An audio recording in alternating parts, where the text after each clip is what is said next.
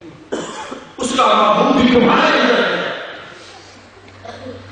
کبھی جاننے کی پہچاننے کی تلاش کرنے کی کبھی کوشش نہیں کی. ہم دائیں بائیں تلاش کرتے پھرتے ہیں, ادھر سے تلاش کرتے ہیں, ادھر سے تلاش کرتے ہیں. حضرت شیخ سعدی رحمۃ اللہ تعالیٰ نے کہا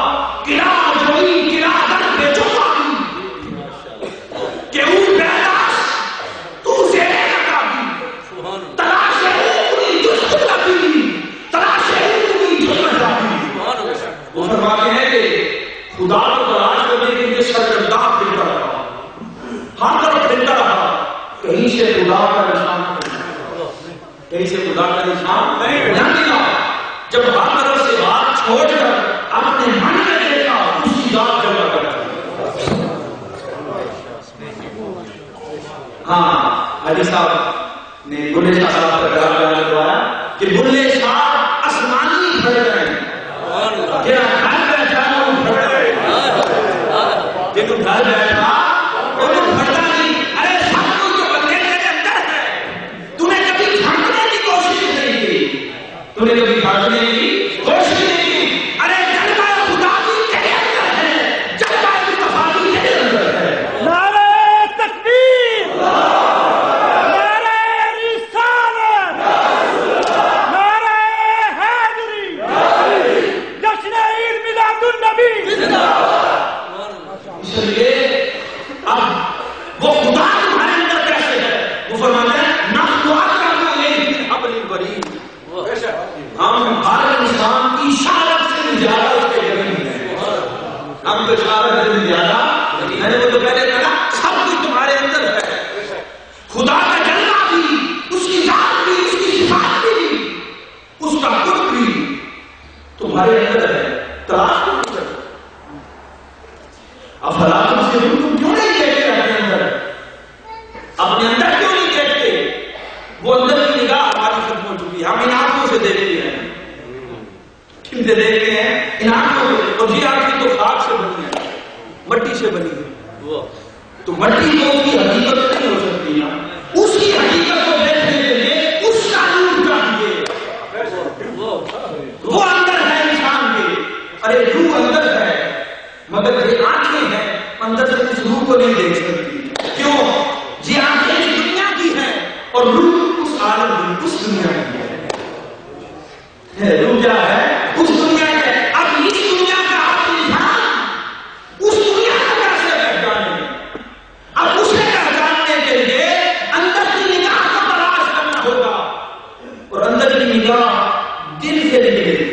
دل کے آنے ہے تصویر یار, دل کے آنے ہے تصویر یار. جب ذرا گردن جھکائی دیکھ لے جا, جب وہ دل کی آنکھ بھی نہ ہو جاتی ہے, اور دل کی آنکھ کو مارکت نے دور ہاتھ ملتا ہے, اس کی بارگاہ کی خیرات ملتی ہے, تو دل کی آنکھیں نیچے رہ جاتی ہیں اور وہ آنکھیں کا نظار ہو جاتی ہے.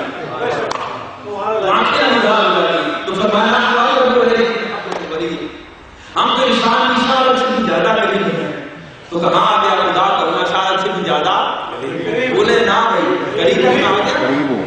کہاں گیا؟ اشارت سے بھی زیادہ قریب ہونا آ گیا.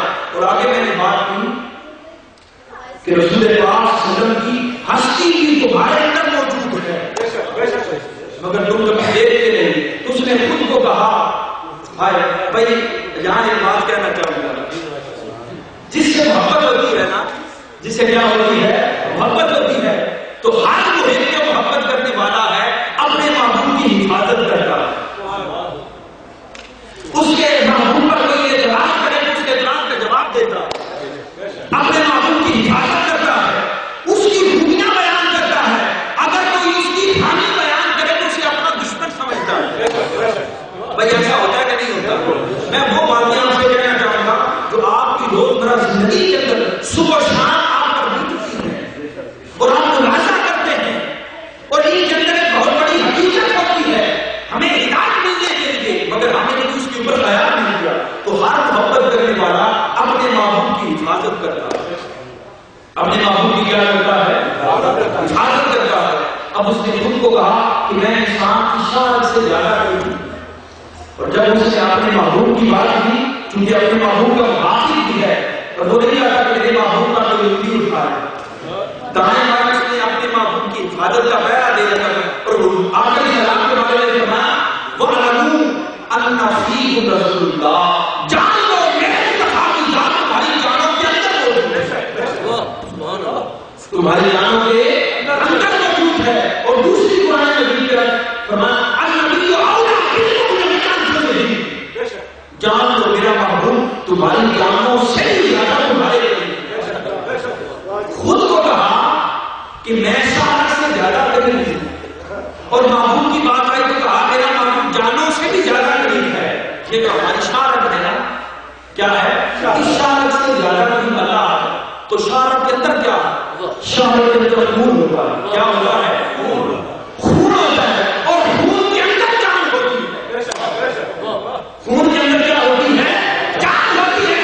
تو فرمایا شارک کے بارے میں نے مصطفیٰ کا بڑا بنا رکھا ہے تاکہ میرے مصطفیٰ کو کوئی تکلیف نہ پہنچائے۔ تکبیر،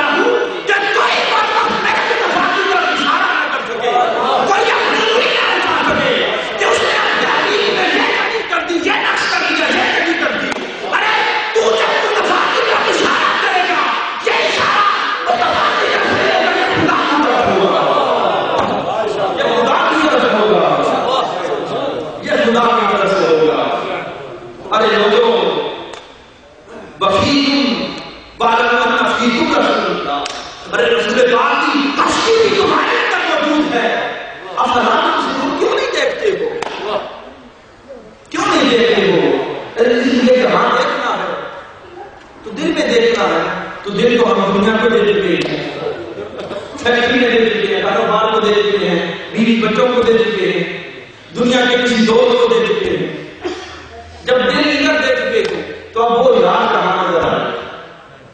میں نے شروع میں کہا تھا سب کچھ گوارا ہے مگر محبت میں شدت گوارا نہیں ہے، محبت میں شدت گوارا، اس لیے ایک دن جو محبت نہیں رہ سکتی، یا دنیا کی محبت رہے گی یا خدا کے محبت کی محبت رہے گی، فیصلہ آپ کے اپنے ہاتھ میں، فیصلہ آپ کے اپنے ہاتھوں میں ہے، اس لیے کہ اس نے اپنے محبوب کو بنایا ایسا کہ اپنے محبوب میں کچھ کمی نہیں رہے گی۔ تو جو آئے کے بعد کا میں ملا اب تھوڑا سا اس پر بھیکا سا بیان کرنے کے بعد آپ کا لوگ بھیکا کا پورا ہو چکا ہے، کیونکہ برتن میں اتنا ہی ڈالنا چاہیے جتنا اس کو ہضم کر،